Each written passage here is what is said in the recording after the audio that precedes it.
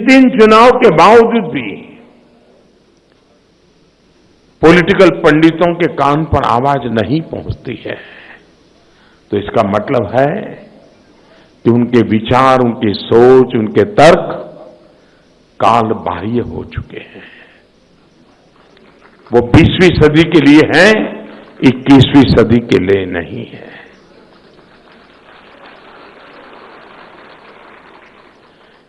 पचास पेज का जिनका बायोडेटा बनता होगा, प्रोफाइल बनता होगा, इतनी डिग्रियां होगी, इतने पेपर लिखे होंगे, न जाने क्या क्या कुछ हुआ होगा, लेकिन उनकी तुलना में जमीन से जुड़ा हुआ एक गरीब आदमी, उसकी समझ शक्ति कहीं गाना ऊंची होती है, बहुत दीर्घदृष्टि होती है। और हम उसी के प्रति श्रद्धा रखते हुए,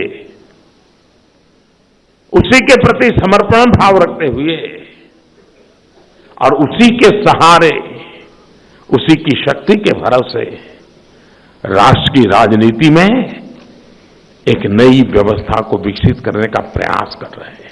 आप सबने मुझे आदेश दिया था कि 1 महीने तक आप काशी में प्रवेश नहीं कर सकते हैं।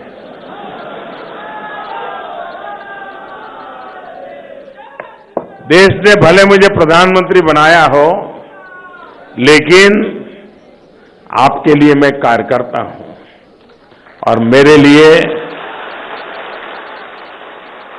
लिए आपका आदेश सर आंखों पर रहा। 18-19 जब पोलिंग प्रचार अभियान समाप्त हो चुका था, 18-19 का समय था, 19 को मतदान होना था,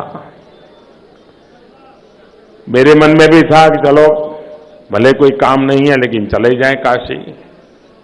लेकिन फिर याद आता था, यार आपने तो आदेश दिया है, एंट्री नहीं देंगे तो क्या होगा।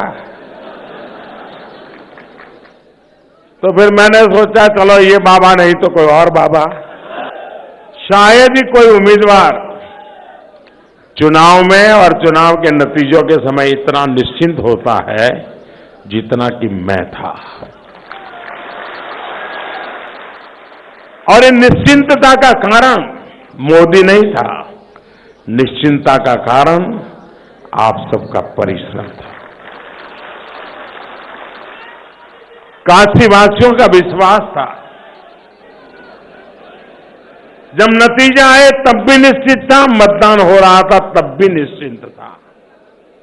और इसलिए बड़े मौज के साथ केदारनाथ में बाबा के चरणों में जाके बैठ चुका था।